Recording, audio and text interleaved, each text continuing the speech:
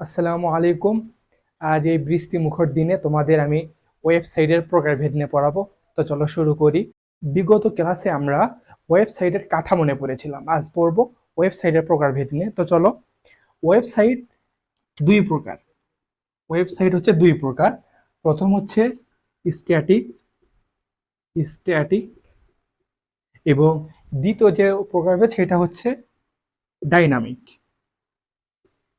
Dynamic dynamic তো আজ যেহেতু আমরা দুইটা টপিক নিয়ে আলোচনা করব না, আজ আমরা আলোচনা করব হচ্ছে স্ট্যাটিক প্রকারভেদ নিয়ে, এবং সামনের ক্লাসে আমরা ডাইনামিক নিয়ে আলোচনা করব।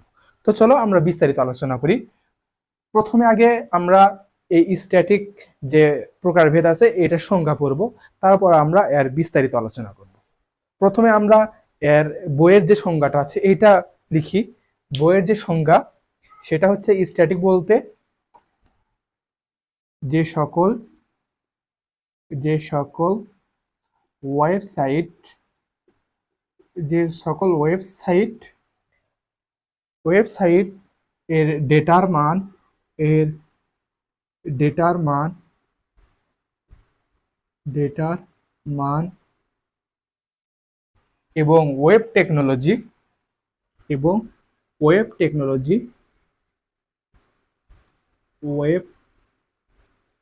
টেকনোলজি আবার বলো না, টেকনোলজি হবে এটা।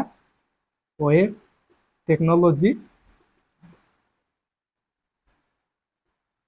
টেকনোলজি বা লোডিং ওয়েব ডেটার মান এবং ওয়েব টেকনোলজি বা লোডিং লোডিং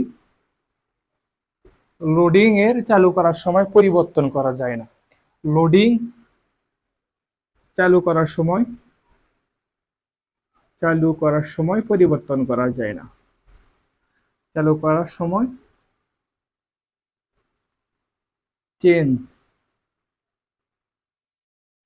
চেঞ্জ করা যায় না করা যায় না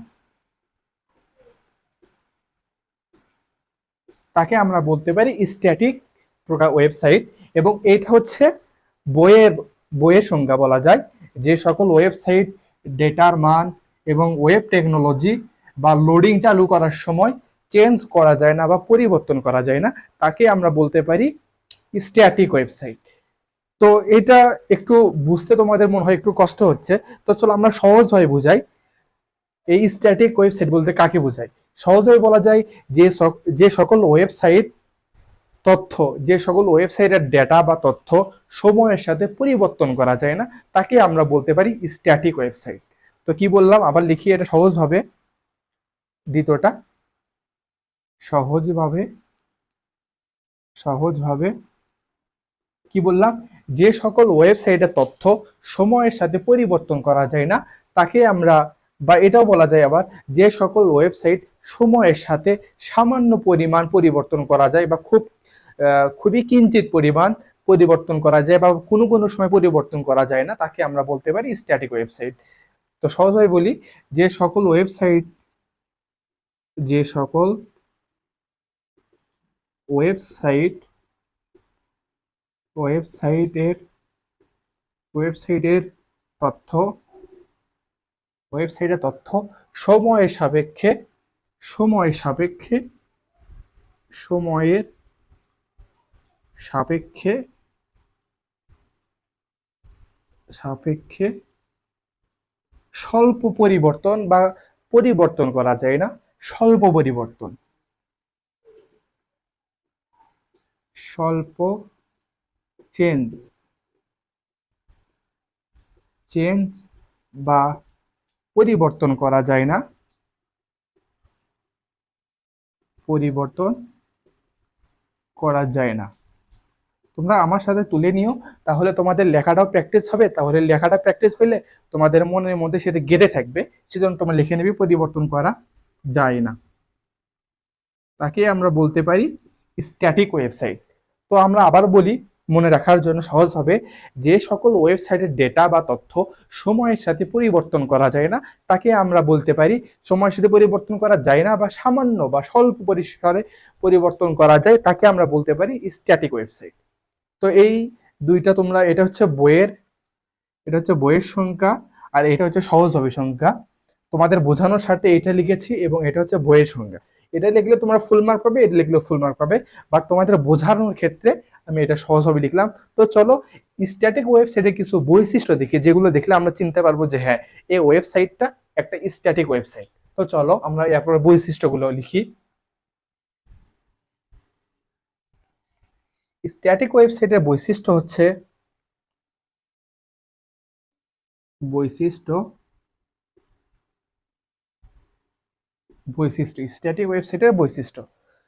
স্ট্যাটিক ওয়েবসাইটের বৈশিষ্ট্য হচ্ছে এই ওয়েবসাইটের কন্টেন্ট, যেগুলো কন্টেন্ট থাকবে সে কন্টেন্ট গুলো নির্দিষ্ট পরিমাণে থাকবে। তো চলো আমরা লিখি কন্টেন্ট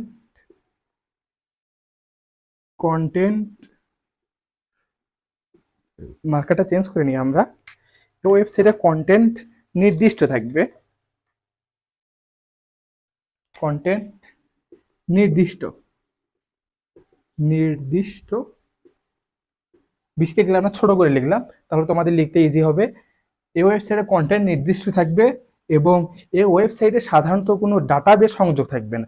এই ওয়েবসাইটে কোনো প্রকার ডাটাবেজ বা অন্য কিছু সংযোগ থাকবে না, ডাটাবেজ সংযোগ থাকবে না, ডাটাবেজ সংযোগ থাকবে না, সংযোগ থাকবে না। এবং তৃতীয় নম্বর বৈশিষ্ট্য হচ্ছে এই ওয়েবসাইটের ক্ষেত্রে কেবলমাত্র একমুখী কমিউনিকেশন করা যায়, বা আমরা বলতে পারি একমুখী, client to server, server to client, এইরকম ভাবে মানে সহজভাবে বলতে গেলে আমরা যে এরকম টিভি দেখি, টিভিতে শুধু আমরা একমুখী তথ্য পাই, আমরা কিন্তু টিভিতে কোনো প্রকার তথ্য দিতে পারি না, শুধু আমরা নিতে পারি টিভি থেকে। সুতরাং এটাও বলা যায় যে এই ওয়েবসাইটটা একমুখী, বলা যায় একমুখী কমিউনিকেশন, একমুখী কমিউনিকেশন কমিউনিকেশন। খুব সুন্দর বৃষ্টি হচ্ছে আজকে, মনে হয় সারা দেশে এরকম একটা আবহাওয়া, অনেক সুন্দর একটা ওয়েদার। তো চলো আমরা এই সুন্দর একটা ওয়েদারে একটা সুন্দর টপিক শিখে নিচ্ছি, তাহলে তোমাদের এই টপিকের উপর কনসেপ্ট ক্লিয়ার হয়ে যাবে। তো এই স্ট্যাটিক ওয়েবসাইট হচ্ছে একমুখী ডাটাবেস বা একমুখী কমিউনিকেশন পরিচালনা করে। এবং চতুর্থ নম্বর যে বৈশিষ্ট্য সেটা হচ্ছে এই ওয়েবসাইটের নিয়ন্ত্রণ করা খুবই সহজ। আবারও বলছি, এই ওয়েবসাইটের নিয়ন্ত্রণ খুবই সহজ, নিয়ন্ত্রণ সহজ, এই ওয়েবসাইট সহজে নিয়ন্ত্রণ করা যায়, নিয়ন্ত্রণ সহজ। এবং সর্বশেষ যে পর্যায়, যে ওয়েবসাইট HTML এবং CSS দিয়ে পরিচালনা করা যায়। এই ওয়েবসাইট উন্নয়নে আমরা যখন ওয়েবসাইটকে ডেভেলপ করব, সেক্ষেত্রে আমরা HTML বা CSS দ্বারা উন্নয়ন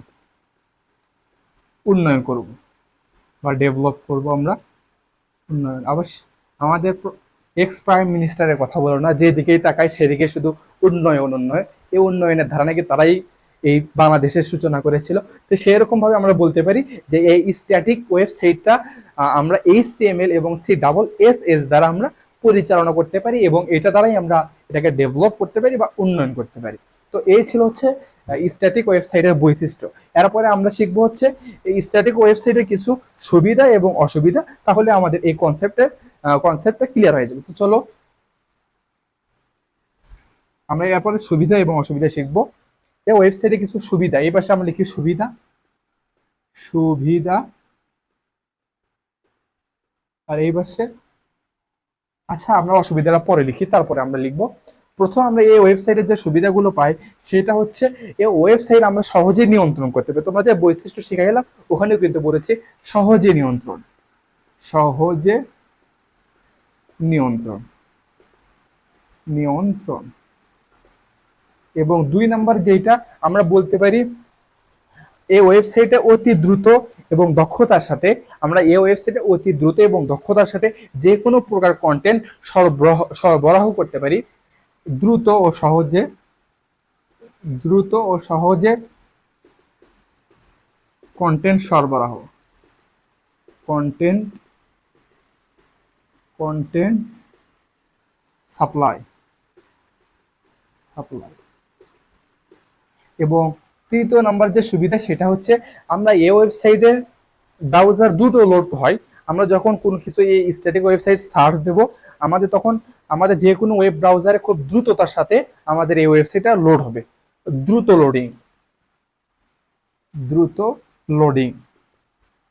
দ্রুত লোডিং হয়। এবং 4 নাম্বার যে প্রকার সেটা হচ্ছে আমরা এই ওয়েবসাইট সার্চ ইঞ্জিন, যে কোনো সার্চ ইঞ্জিন দিয়ে পরিচালনা করতে পারি। আমাদের এই ওয়েবসাইটের যে বৈশিষ্ট্য তার মধ্যে হচ্ছে আমরা এই ওয়েবসাইটটা যে কোনো সার্চ ইঞ্জিন দিয়ে পরিচালনা করা যায়। সহজে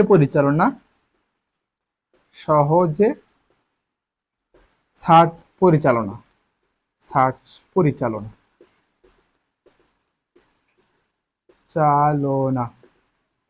এবং 5 নাম্বার যদি আমরা বলি তাহলে এর উন্নয়ন খরচ অনেক কম।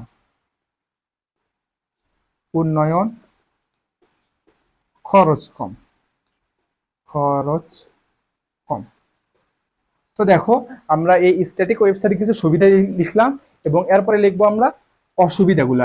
এগুলো তোমাদের শেখানোর এই জন্যই প্রয়োজন যেন তোমরা যারা এই কি বলে HTML, তারপর সংখ্যা পদ্ধতি বা তোমাদের সি প্রোগ্রামিং এগুলোতে যাদের ল্যাকিংস আছে তারা যেন পরীক্ষায় গিয়ে এগুলোও অন্তত লিখতে পারো, তাহলে আশা করা যায় তোমাদের 5টা সৃজনশীল ইজিলি কমপ্লিট হবে। সুতরাং তোমাদের এই কনসেপ্টগুলো ক্লিয়ার রাখতে হবে, কারণ তোমাদের এন্ড অফ দ্য ডে তোমাদের 5টা সৃজনশীল অবশ্যই লিখতে হবে। তো চলো এরপর আমরা অসুবিধাগুলো লিখি।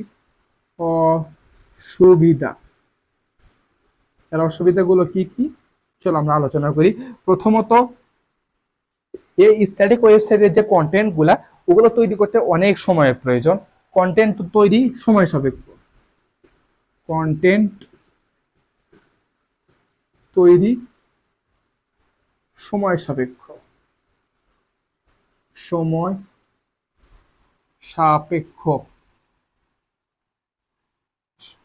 তৈরি করতে সময়ের প্রয়োজন।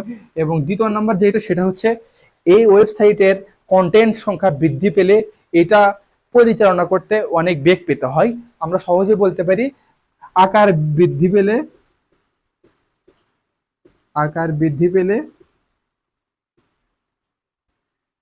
বৃদ্ধি পেলে কন্টেন্ট অনিয়ন্ত্রিত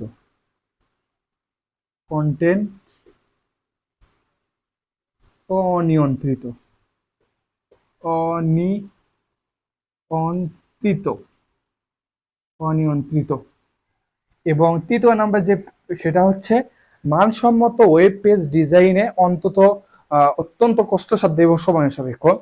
আবারও বলছি যে সর্বশেষ যে প্রকারটা সেটা হচ্ছে আমরা যখন এই ওয়েবসাইটের ওয়েব পেজ তৈরি করবো, তোমরা জানো যে প্রত্যেকটা ওয়েবসাইটের একটা প্রথম ওয়েব পেজ থাকে, বা আমরা যখন ওয়েবসাইটে সার্চ করার সময় আমাদের প্রথম যে পেজটা আছে সেগুলোকে আমরা বলতে পারি ওয়েব পেজ। এবং সেই ওয়েব পেজটা তৈরি করতে আমাদের অনেক ডিজাইনের প্রয়োজন হয় এবং এই ক্ষেত্রে সেইটা তৈরি করতে অত্যন্ত কষ্টসাধ্য এবং সময় সাপেক্ষ। ওয়েব পেজ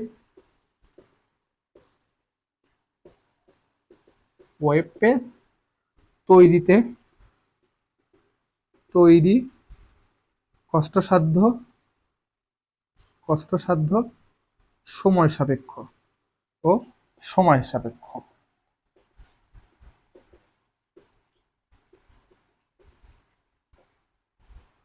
তো এই হচ্ছে স্ট্যাটিক ওয়েবসাইটের যে পরিচয় সেটা আমরা শিখলাম। এবং এই স্ট্যাটিক ওয়েবসাইটের কনসেপ্টটা যদি তোমাদের ক্লিয়ার থাকে তাহলে আশা করা যে এখান থেকে মিনিমাম তুমি 2 মার্কস কমন পাবে। সেটা হইতে পারে MCQ বা সেটা হতে পারে তোমাদের সৃজনশীলের ক অথবা খ মার্ক। তো সুতরাং এই কনসেপ্টটা তোমরা ক্লিয়ার রাখবে এবং আগামী দিনে আমরা যে ডাইনামিক ওয়েবসাইটটা আছে ওইটা নিয়ে আলোচনা করব। তো সবার প্রতি শুভকামনা রইল। ধন্যবাদ। আসসালামু আলাইকুম।